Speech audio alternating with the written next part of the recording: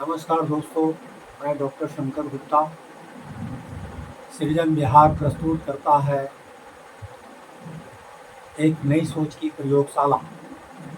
आज हम आपको लिथियम के विषय में कुछ अधिक जानकारी देना चाहेंगे। तो मित्रों, लिथियम 21वीं सदी का नया सफेद सोना। क्या Bharat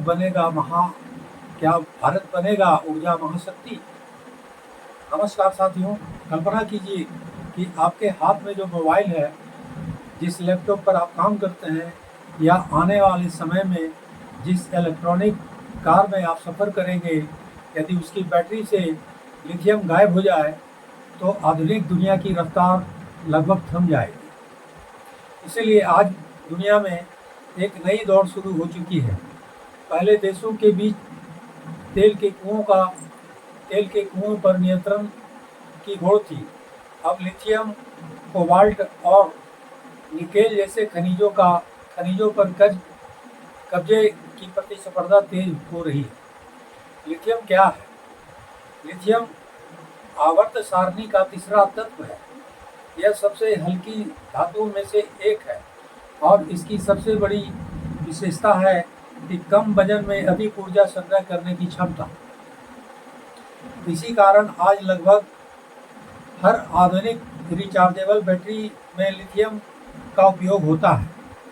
mobile, laptop, drone, electric scooter, electric car, ऊर्जा भंडारण प्रणाली, कुछ रक्षा उपकरण, इन सभी में लिथियम आयन बैटरियां प्रमुख भूमिका निभाती हैं।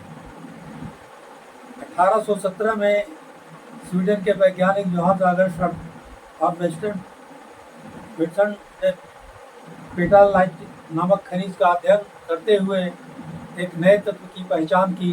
यही तत्व आगे चलकर लिथियम कहलाया। 1821 में इसे शुद्ध धातु के रूप में अलग किया गया और धीरे धीरे इसका औद्योगिक महत्व बढ़ता गया। लेकिन उस समय किसी ने नहीं सोचा था कि एक दिन यही धातु दुनिया की अर्थव्यवस्था को प्रभावित करेगी। लिथियम को सफ़ेद सोना क्यों कहा जाता है?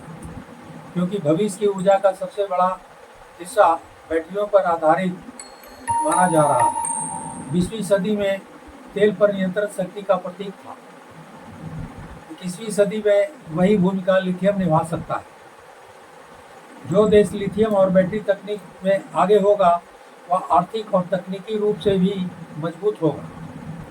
दुनिया में सबसे अधिक लिथियम कहाँ है? आज प्रमुख उत्पादक देशों में शामिल ऑस्ट्रेलिया, चिली, चीन, अर्जेंटीना, जबकि चिली, अर्जेंटीना और बोलिविया का क्षेत्र लिथियम ट्रायंगल कहलाता है, जहां दुनिया के बड़े बड़े संसाधन मौजूद हैं। भारत के लिए अवसर। भारत दुनिया के लिए सबसे बड़े बैटरी बाजारों में से एक बनने की ओर बढ़ रहा है। इलेक्ट्रिक वाहनों का विस्तार, सौर ऊर्जा, ग्रीन एनर्जी मिशन और डिजिटल उपकरणों की बढ़ती मांग ने लिथियम की आवश्यकता कई गुना बढ़ा दी है। हाल के वर्षों में जम्मू कश्मीर के रियासी क्षेत्र में लिथियम संसाधनों की पहचान में नई उम्मीदें जगाई हैं।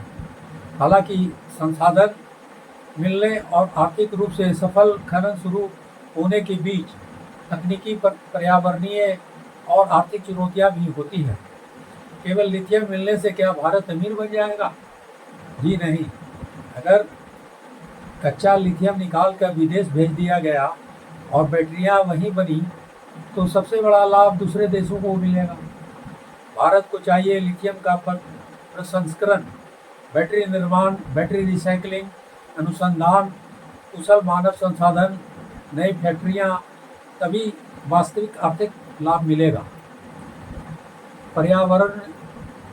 पर्यावरणीय चुनौतियां। लिथियम खनन से पानी की खपत बढ़ सकती है और स्थानीय परिस्थिति पर प्रभाव पड़ सकता है। इसीलिए विकास और पर्यावरण के बीच संतुलन बनाए रखना आवश्यक हो।